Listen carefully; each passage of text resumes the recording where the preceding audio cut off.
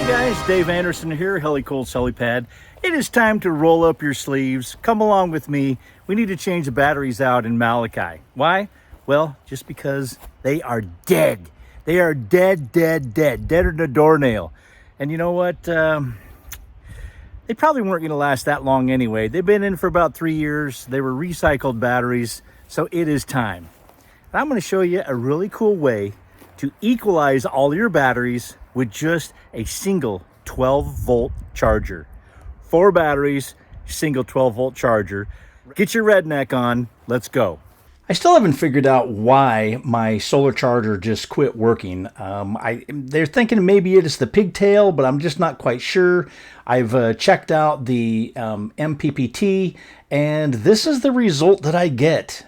Why is it so doggone little? Well, I'll have to figure that out later.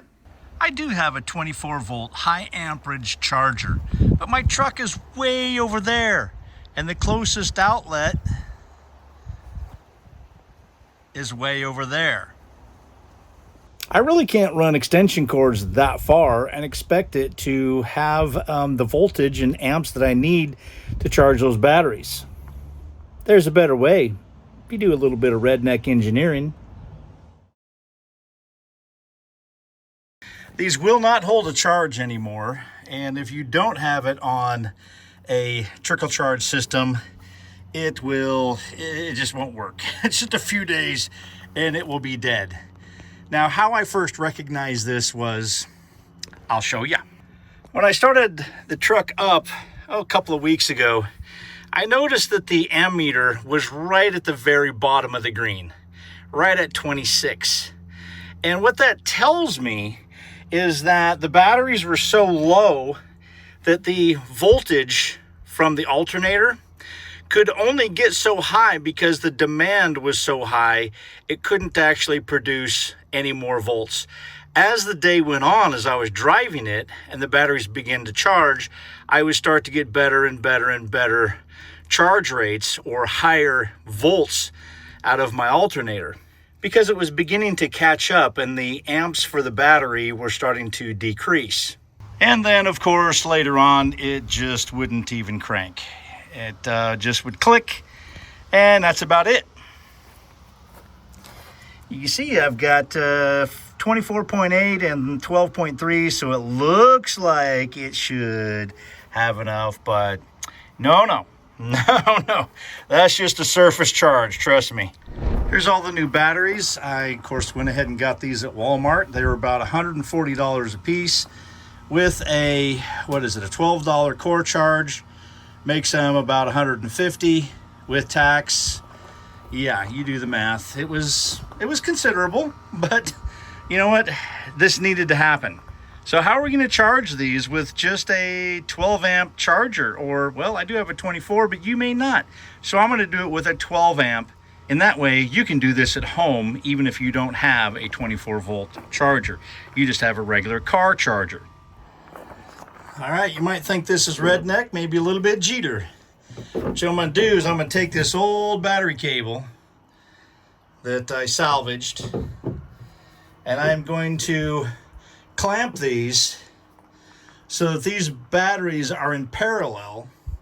Take a positive, clamp all these together, and then I'm going to hook this side to the battery charger positive and this side to the battery charger negative.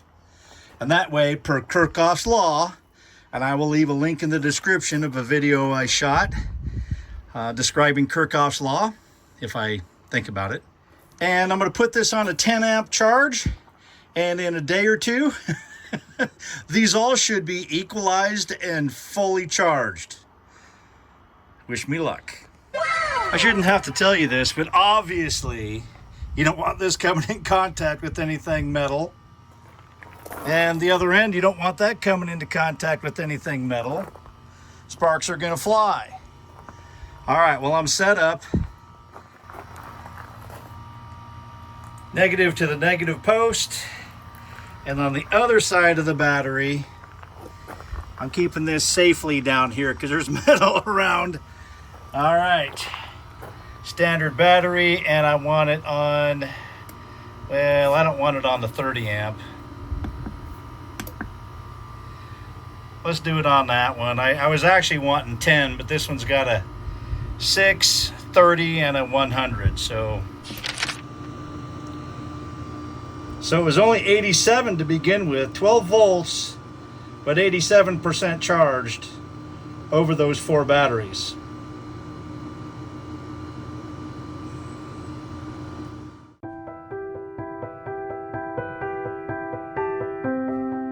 The next day. Well, they charged overnight. It was at 100% when I unplugged it. Put the caps back on just to maintain that layer of safety. But it worked. These are all equalized. Due to Kirchhoff's law, we know that, right? Right.